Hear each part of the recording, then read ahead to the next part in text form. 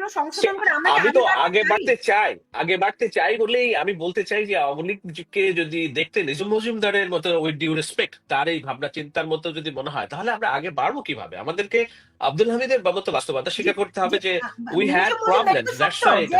দুই তরফই অনেক রকম অসৌজন্যতা, রাজনৈতিক ভাবে মানে খুবই ভয়ঙ্কর ভয়ঙ্কর ঘটনা আমাদের দেশে ঘটেছে। এরকম মানে দুই তরফ যে বলছেন কিভাবে আমরা কি অসচেতনতা দেখিয়েছি একটু বলেন, রেফার করেন, তাহলে উত্তরটা দিতে সুবিধা হয়। আমি তো অনেকগুলো বলেছি, আপনি তো সেটা মানতে রাজি নন। না আমি মানতে রাজি মানি। রাখেন সুলতান আপা, রাখেন।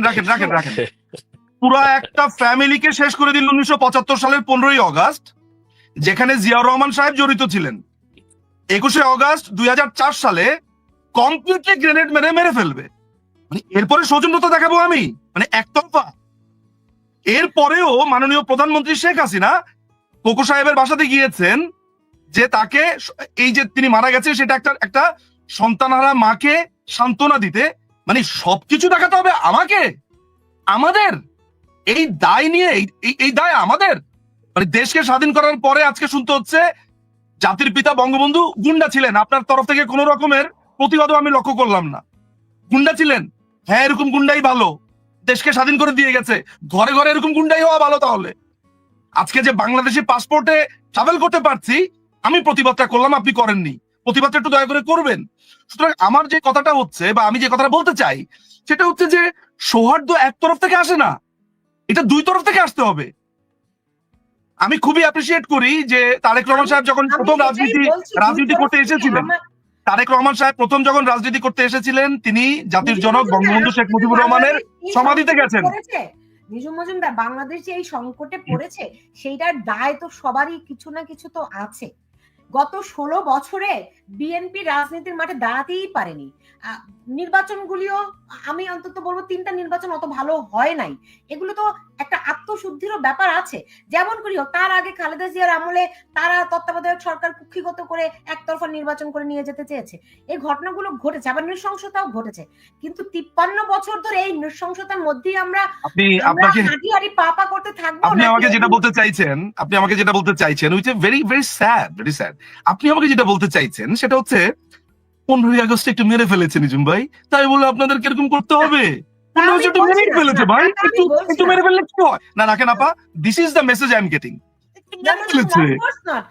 তাহলে আপনি আমার পুরো ফ্যামিলিকে মেরে ফেলবেন। না আপনি এটা শোনেন, আপনি আমার পুরো ফ্যামিলিকে মেরে ফেলবেন।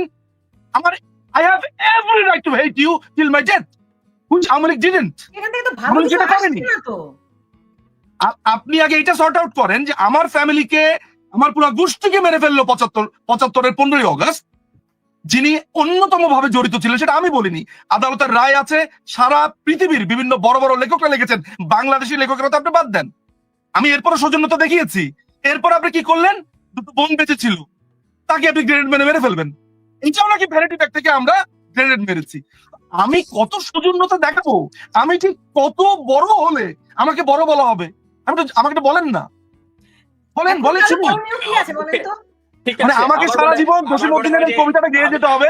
আমার মা তাই বলেন, আমার ঘর ভাঙিয়াছে যেবা, আমি বাঁধি তার ঘর, আপন করিতে কাঁদিয়া বেড়াই, যে মনে করেছে পর। আমাকে তাহলে এই গান গেয়ে যেতে হবে? আমার মায়ের কথা সবসময় বলতেন। নিজুম মজুমদার, আমি আপনাকে, সুলতান রহমান, আমি আপনাকে রেস্কিউ করি আলোচনা থেকে। Let's move forward. আপনারা এই গো ধরে বসে থেকে আপনাদের ওয়ে আউট কি? আপনারা দেশে ফিরবেন কি হবে? আপনারা দেশ থেকে বেরিয়ে গেছেন। আমরা দেশ থেকে বেরবো, আমাদের দেশে ফিরবো কিভাবে? মানে আমাদেরকে এর আগে মাননীয় প্রধানমন্ত্রীকে 6 বছর দেশে ঢুকতে দেওয়া হয়নি, নানান ভাবে ভয়ভীতি দেখানো হয়েছে। 6 বছর, 15 বছর, 21 বছর বাংলাদেশ আওয়ামী লীগ, এবং 1972 থেকে 1975-এর 15ই অগস্ট, হিসাব করেন কত বছর ছিলাম। শুনেন, বাংলাদেশ আওয়ামী লীগ এই দেশকে স্বাধীন করেছে। এখন আমাদেরকে, যে দল এই দেশকে স্বাধীন করেছে, তাকে আপনি বলে দিবেন এই দেশে কিভাবে ঢুকতে হবে? সেটা আপনি ভুল বুঝছেন আমাকে। আপনারা তো দেশ থেকে পালিয়ে গিয়েছেন। একবার কিভাবে পালিয়ে গিয়েছি? রাষ্ট্রীয় বিমানে করে। এভাবে তো আর একবারে রাষ্ট্রীয় বিমানে করে। তাহলে তারেক রহমান কি করেছে? পালিয়ে গিয়েছে। তারেক রহমান পালিয়ে গেছে দেশ থেকে। তারেক রহমান কিন্তু দলের প্রধান ছিলেন না, দলের প্রধান ছিলেন বেগম জিয়া। ঠিক আছে, আপনার চালায়া দেন রেফারেন্স শুনতে ভালোই লাগে, বলেন তারেক রহমান।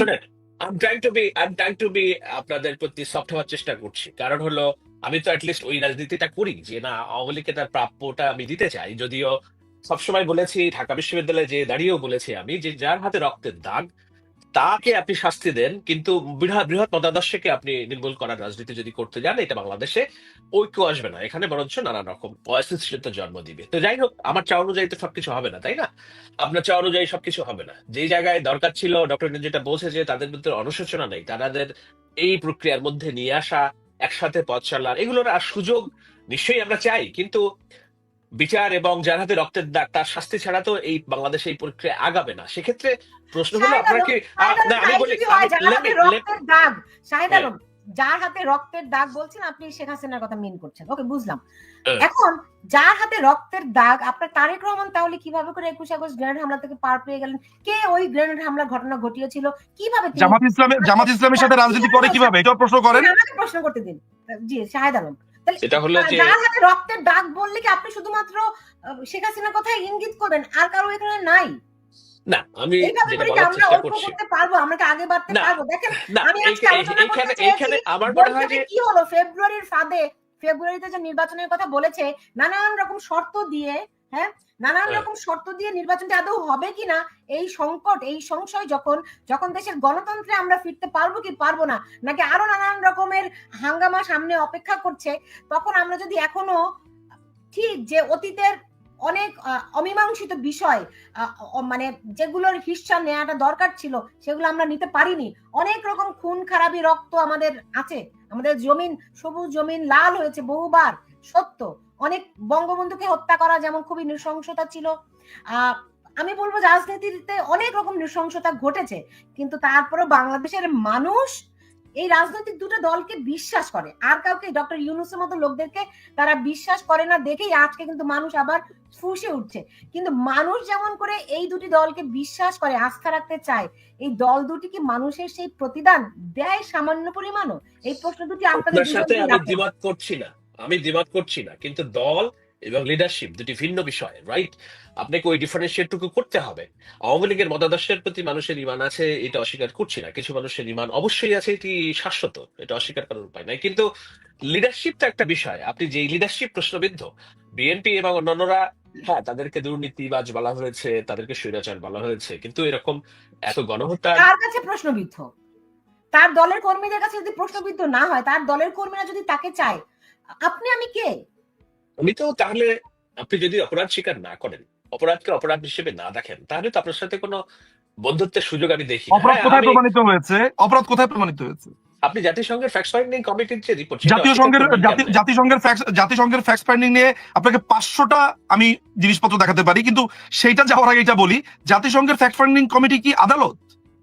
না, আদালত তো চলছে, আদালত তো বিচার হচ্ছে। তাহলে তো আপনার যদি তাই হয়, তাহলে ড্যান মজিনা না, ওই যে 2004 সালে যিনি আমেরিকার রাষ্ট্রদূত ছিলেন, তিনি উইকিলিক্সে যে ইমেলটা লিখেছিলেন আমেরিকার তার পররাষ্ট্র তাদের যে দপ্তরকে, যে তারেক রহমান হচ্ছে একটা চাঁদাবাজ, একটা দুর্নীতিবাজ, একটা চোর ডাকাত, আমরা সব উল্লেখ করছে, তাহলে সেটাও সত্যি?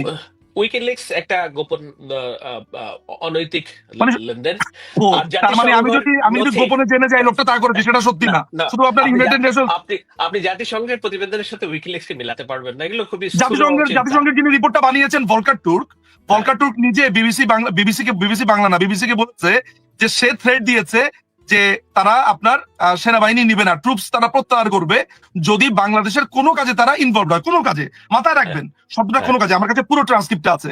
যিনি জাতিসংঘের অনুচ্ছেদ 100 কে ভাঙতে পারেন, 38 কে ভাঙতে পারেন, যিনি একটি সার্বভৌম রাষ্ট্রে হস্তক্ষেপ করতে পারেন, তিনি আবার যখন রিপোর্ট বানাচ্ছেন, তিনি আবার যখন ইউনিসেফের সাথে গলাগলি করে ছবি দেখতে পাই, যিনি আবার ডিপ স্টেটের আপনার জর্জ সরোসের বেতনভুক্ত কর্মচারী দেখতে পাই, তার রিপোর্ট আমাকে মানতে হবে? আচ্ছা আমি আপনার সমস্ত রেফারেন্স চালাইয়া দেন না, সশস্ত্র যুদ্ধের জন্য প্রস্তুত নাকি ওটা আপনাদের তো আমি দেখি না যে যুদ্ধ করা ছাড়া আর কোনোভাবে ফিরতে পারবেন। তো ঠিক আছে, যদি যুদ্ধই করেন তাহলে তো আমাদেরও যুদ্ধ করতে হয়, কেননা আমরা তো চাই না যুদ্ধ করতে। কেন আপনি কেন আক্রান্ত বোধ করছেন? তো আজকে এই পর্যন্তই, কিন্তু প্রশ্নগুলো এখানেই শেষ নয়। এই দেশ, এই রাজনীতি, এটা আমাদের সবার। আপনি, আমি, আমরা সবাই মিলে গড়ে তুলব সচেতনতার একটা মঞ্চ। আপনার ভাবনা, আপনার চিন্তা এবং আপনার মতামত আমাদের দরকার।